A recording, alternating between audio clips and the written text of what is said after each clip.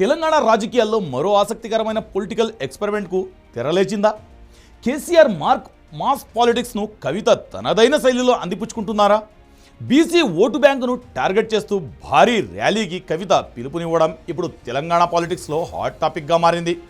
1000 కార్లతో ఢిల్లీకి చలో అంటూ కవిత ప్రకటించిన ఈ కాన్వాయ్ కేవలం ర్యాలీనా, లేక కొత్త పొలిటికల్ పవర్ సెంటర్ను క్రియేట్ చేసే వ్యూహమా?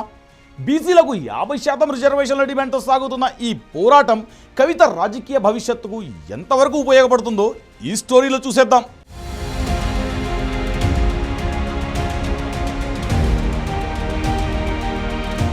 తెలంగాణ రాజకీయాల్లో కొత్త తరహా మాస్ స్ట్రాటజీకి కవిత తెరతీశారా?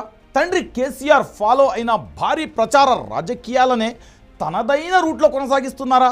1000 కార్లతో ఢిల్లీకి చలో ర్యాలీ, బీసీలకు 50% రిజర్వేషన్ల డిమాండ్, సామాజిక న్యాయ సంకల్ప సభ, ఈ 3 అంశాలతో కవిత పొలిటికల్ యాక్షన్ ప్లాన్ ఆసక్తి రేపుతోంది. కేసీఆర్ రాజకీయ ప్రస్థానాన్ని చూస్తే భారీ కార్యక్రమాలు ఆయన రాజకీయ వ్యూహంలో కీలక భాగంగా కనిపిస్తాయి. 1000 కార్ల ర్యాలీలు, భారీ కాన్వాయ్లు, మహారాష్ట్రలో బీఆర్ఎస్ విస్తరణ సమయంలో కనిపించిన భారీ షోలు, ఇవన్నీ పార్టీకి నాయకత్వానికి ఒక ప్రత్యేకమైన మాస్ ఇమేజ్ను తీసుకొచ్చాయి. ఇప్పుడు అదే ఫార్ములాను కవిత కూడా ప్రయోగిస్తున్నారన్న చర్చ మొదలైంది.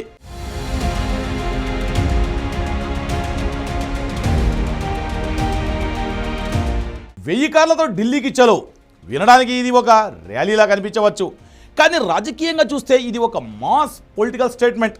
తెలంగాణ నుండి ఢిల్లీ వరకు ఒకే అంశంపై భారీ కాన్వాయ్ను తీసుకెళ్లడం ద్వారా బీసీ రిజర్వేషన్ల అంశాన్ని జాతీయ స్థాయిలో చర్చకు తీసుకెళ్లడమే లక్ష్యంగా కనిపిస్తోంది. తన రాజకీయ యాక్టివిటీని కూడా భారీ స్థాయిలో ప్రొజెక్ట్ చేయాలన్న వ్యూహం ఇందులో కనిపిస్తుంది. తెలంగాణ రాజకీయాల్లో బీసీ ఓటు బ్యాంక్ అత్యంత కీలకం. జనాభాలో గణనీయమైన వాటా కలిగిన బీసీ వర్గాలు ఇప్పటికే వివిధ రాజకీయ పార్టీలతో అనుబంధంగా ఉన్నాయి. కాంగ్రెస్కు ఒక వర్గం, బీఆర్ఎస్కు మరో వర్గం, బీజేపీ వైపు ఇంకొంత మద్దతు. అంటే బీసీ ఓటు ఒకే రాజకీయ శిబిరంలో లేదు. ఇలాంటి పరిస్థితుల్లో బీసీలను ఒకే వేదికపై తీసుకురావాలన్నది కవిత ముందున్న అతిపెద్ద రాజకీయ సవాలు.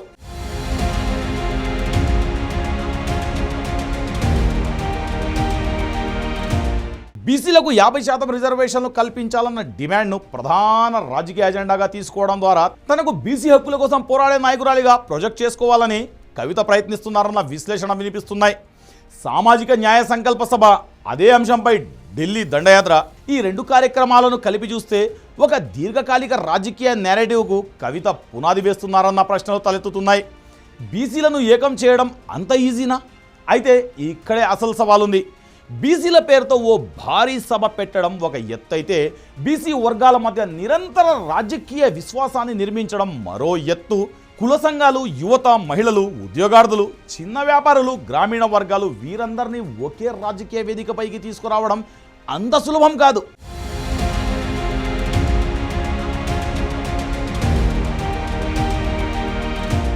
మారోజు వీరన్న ప్రస్తావన కొత్త రాజకీయ లైన్.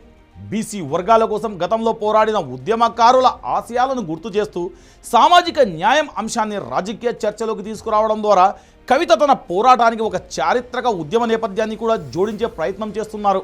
కానీ ఇక్కడ కూడా కీలకమైన ప్రశ్న ఒక్కటే: ఉద్యమ నినాదం ఎంత బలంగా ఉన్నా అది క్షేత్రస్థాయిలో ఎంత బలమైన నెట్వర్క్గా మారుతోంది అన్నదే అసలు పరీక్ష. భారీ ర్యాలీలతో ఒక్కరోజులో మీడియా అటెన్షన్ సంపాదించవచ్చు. 1000 కార్ల కాన్వాయ్తో విజువల్ ఇంపాక్ట్ క్రియేటివ్ చేయొచ్చు. ఢిల్లీకి వెళ్ళి జాతీయ స్థాయిలో ఒక రాజకీయ సందేశం ఇవ్వచ్చు. కానీ ఒక ఓటు బ్యాంకును ఏకం చేయడానికి ఇవి మాత్రమే సరిపోతాయా? రాజకీయంగా చూస్తే సమాధానం అంత సులభం కాదు.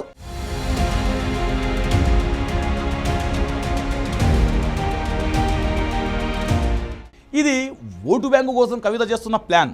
అగ్రవర్ణంలో పుట్టిన కవిత బీసీల బలమైన గొంతు వినిపిస్తామంటే నమ్మటానికి బీసీలెవ్వరూ సిద్ధంగా లేరన్నది బీఆర్ఎస్ వర్గాల అంతర్గత విశ్లేషణ. ఇది స్లోగా ప్రజల్లోకి వెళ్తుందనేది వారి ఒపీనియన్. కానీ కవిత ప్లాన్ వేరేలా ఉంది. గతంలో కేసీఆర్ ఫార్ములా లేటెస్ట్గా కవిత వర్షన్ అని పొలిటికల్ క్రిటిక్స్ కామెంట్ చేస్తున్నారు. కేసీఆర్ రాజకీయ శైలిలో ఒక ప్రత్యేకమైన అంశం ఉంది. అదేమిటంటే ఒక అంశాన్ని తీసుకొని దానికి భారీ పొలిటికల్ స్కేల్ ఇవ్వడం. ఇప్పుడు కవిత కూడా అదే ఫార్ములాను తన రాజకీయ అవసరాలకు అనుగుణంగా మార్చుకుంటున్నారా?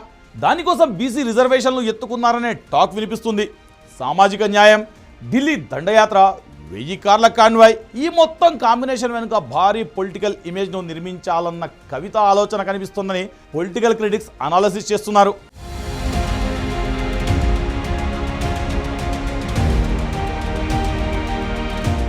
అయితే తండ్రి రాజకీయ ఫార్ములాను అనుసరించడం ఒకటి, అదే ఫార్ములాను కొత్త తరానికి, కొత్త రాజకీయ పరిస్థితులకు అనుగుణంగా సక్సెస్ఫుల్గా మార్చడం మరోటి.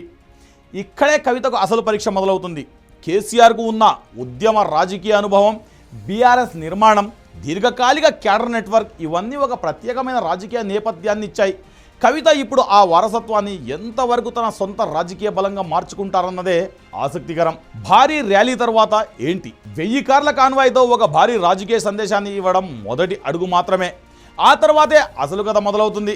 నియోజకవర్గాల వారీగా బీసీ సమావేశాలు, కుల సంఘాలతో నిరంతర సంప్రదింపులు, యువతతో ప్రత్యేక కార్యక్రమాలు, మహిళల భాగస్వామ్యం, గ్రామ స్థాయిలో సమస్యలపై పోరాటాలు ఇవన్నీ ఒక నిరంతర కార్యక్రమంగా మారితేనే ఈ మాస్ పొలిటికల్ ఎక్స్పెరిమెంట్కు బలం వస్తుంది.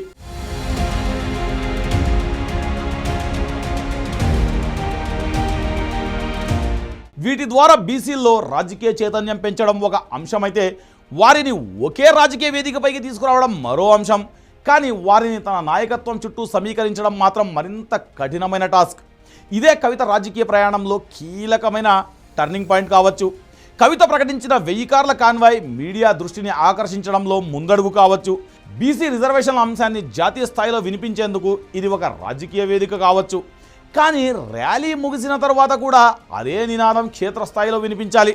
ఒక్కరోజు భారీ షో కంటే నెలల తరబడి జరిగే ప్రజా పోరాటం, గ్రామం నుండి నియోజకవర్గం వరకు ఉండే రాజకీయ నెట్వర్క్, తద్వారా బీసీ వర్గాల్లో ఏర్పడే విశ్వాసం, ఇవే కవిత రాజకీయ భవిష్యత్తుకు నిర్ణయించే అంశాలని రాజకీయ వర్గాలు అంచనా వేస్తున్నాయి.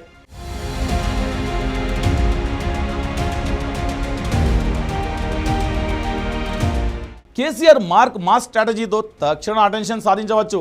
కానీ అదే అటెన్షన్ను రాజకీయ మద్దతుగా మార్చడం మాత్రం అంత ఈజీ కాదని, ఈ టాస్క్ను కవిత ఎలా పాస్ అవుతుందనేది ఆమె రాజకీయ భవిష్యత్తుపై ఆధారపడి ఉందని అంటున్నారు.